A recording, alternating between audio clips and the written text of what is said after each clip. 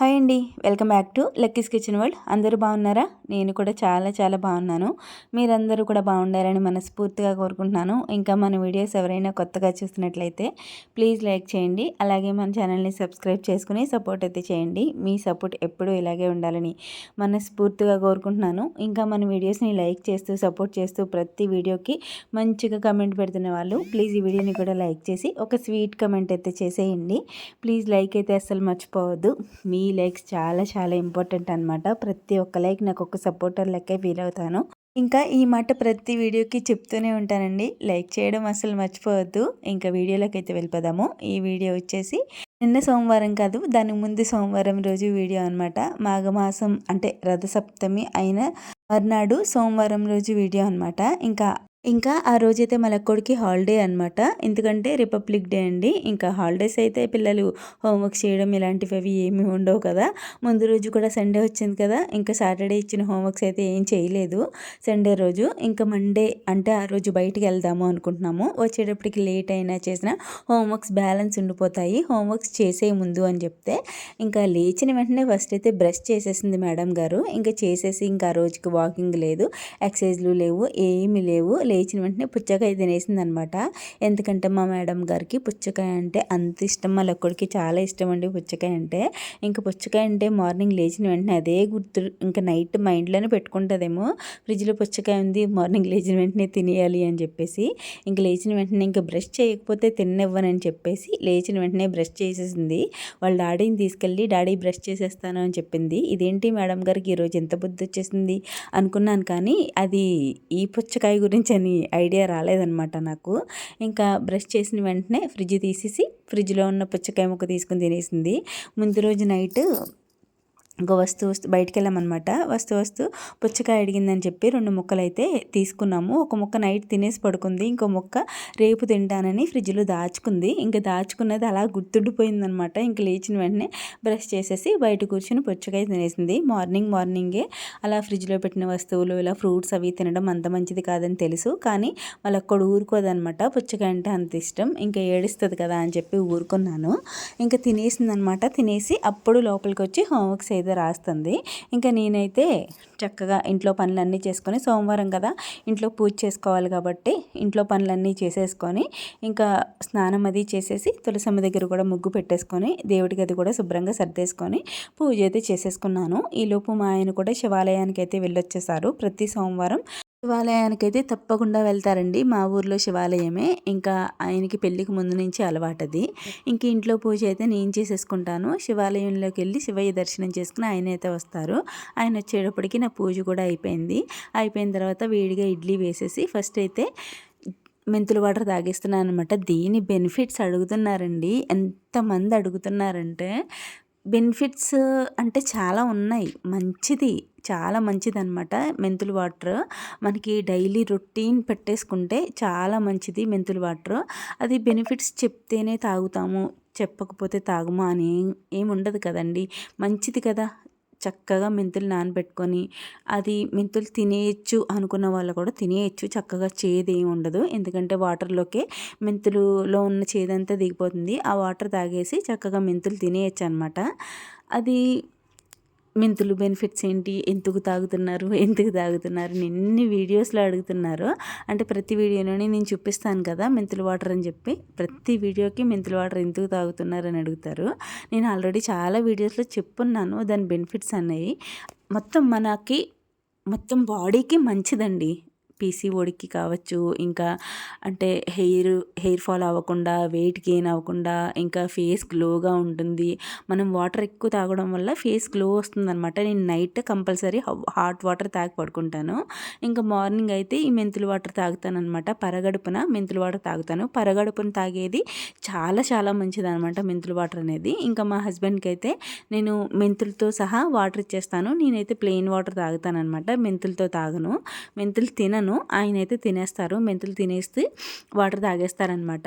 అలా అది హ్యాబిట్ అలవాటు అవ్వడం అనేది మాకు చాలా బెనిఫిట్స్ వచ్చాయి కూడా. చాలా ఉపయోగపడింది ఆ వాటర్ అనేది. ఆ వాటర్ తాగకపోతుంటే మా బాడీలో చేంజెస్ అనేది చాలా బాగా తెలుస్తున్నాయి. వాటర్ అంటే ఒక వారం రోజులు మానేసామనుకోండి, దాని తేడా తెలిసిపోతుంది అనమాట.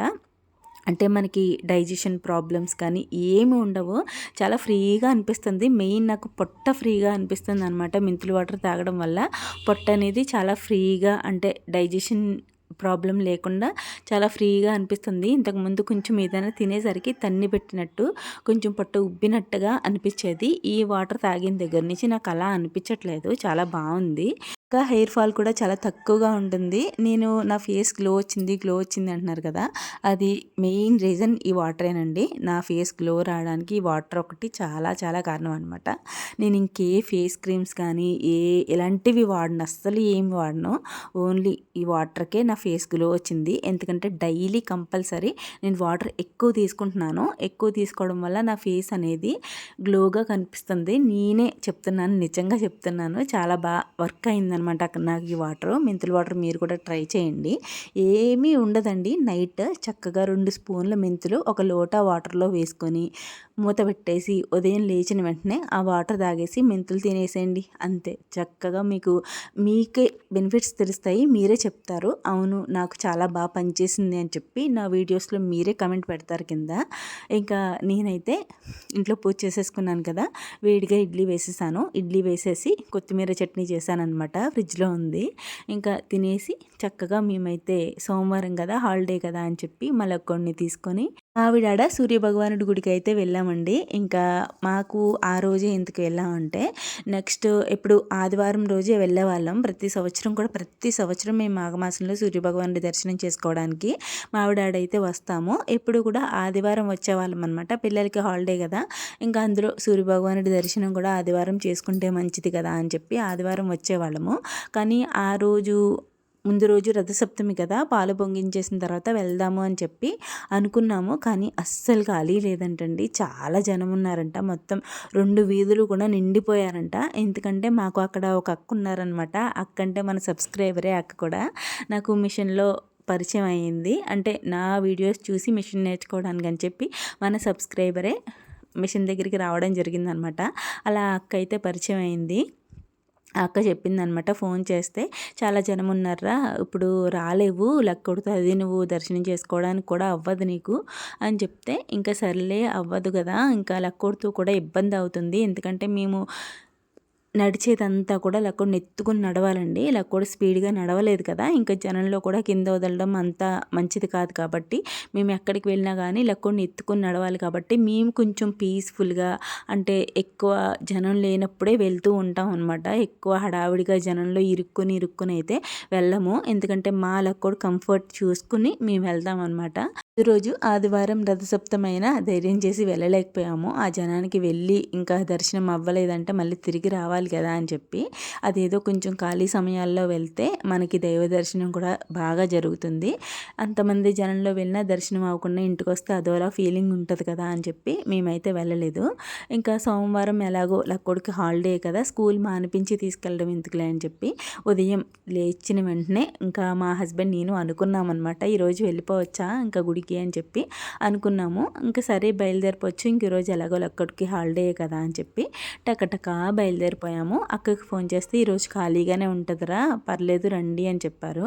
నెక్స్ట్ సండే రావచ్చు కదా అంటే, ఇంకా ప్లానింగ్స్ ఉన్నాయి నాకు కొన్ని ప్లానింగ్స్, నెక్స్ట్ సండే కుదరదు అని చెప్తే సర్లే రండి అని చెప్పి, దర్శనం అయిపోయిన తర్వాత మా ఇంటికి మాత్రం రావాలి కంపల్సరీ అని చెప్పి వాళ్ళ పిల్లలిద్దరినీ మా కూడా పంపి దగ్గరుండి సూర్యభగవానుడి దర్శనం చేయించి తర్వాత ఇంక వాళ్ళనైతే ఇంటికి వెళ్ళిపోమన్నాను. మేము అక్కడ సూర్యభగవానుడికి దగ్గరలోనే రాములవారి గుడి కూడా ఉంటుంది. రాములవారి గుడి అద్దాల మేడ ఫేమస్ అండి, మావిడాడలో ఫేమస్ గుడి అనమాట. ఇంకా అక్కడ కూడా అక్కడ కూడా రాములవారి దర్శనం చేసేసుకొని అప్పుడు అక్క వాళ్ళ ఇంటికి వెళ్ళామన్నమాట. అక్కడ మేము గుళ్ళో భోజనాలు పెడితే భోజనాలు అక్కడే చేసాము. ఎందుకంటే దైవ ప్రసాదం కాబట్టి ప్రసాదాన్ని స్వీకరించాలి.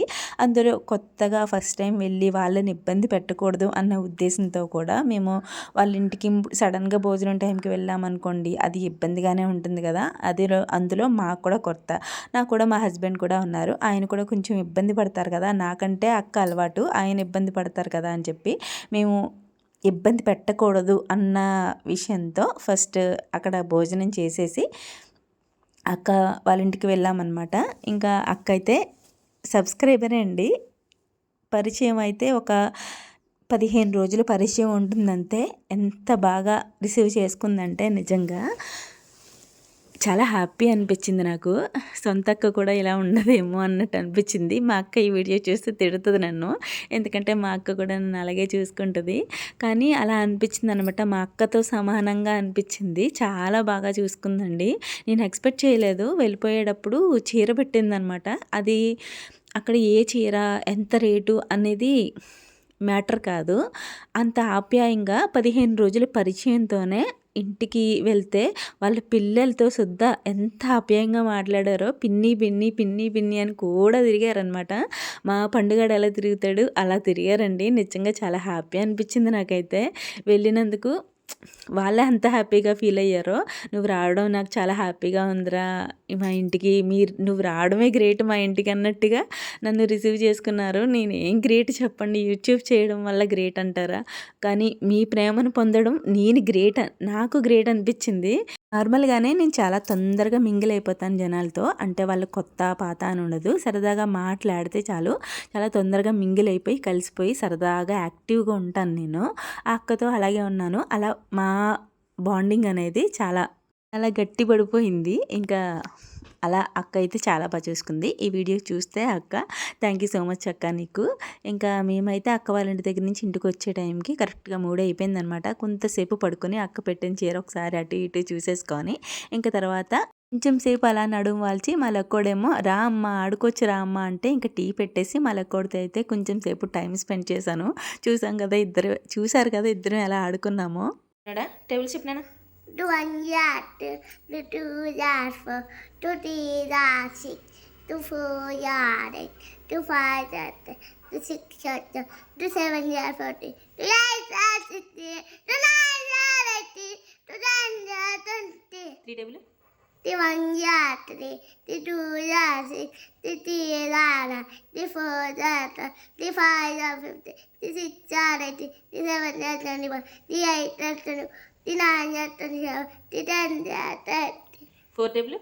For 1 yard, for 2 yard, 4 yard, for 4 yard, for 4 jar 60. For 5 yard, 20. For 6 yard, 21. For 7 yard, 28. For 8 yard, 32. For 9 yard, 36. For 10 yard, 40.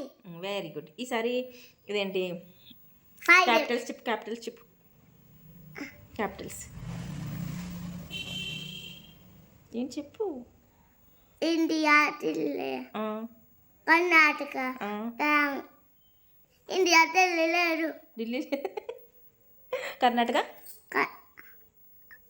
Amaravati, Karnataka Amaravati, Andhra Pradesh, Amaravati, Karnataka, Bengaluru. మర్చిపోయావా? చెప్పు. తెలుగు మాసాలు చెప్పు. చైత్ర మాసము, ఆష వైశాఖ మాసము, జ్యేష్ఠ మాసము, ఆషాఢ మాసము, శ్రావణ మాసము, పార్పేట మాసము,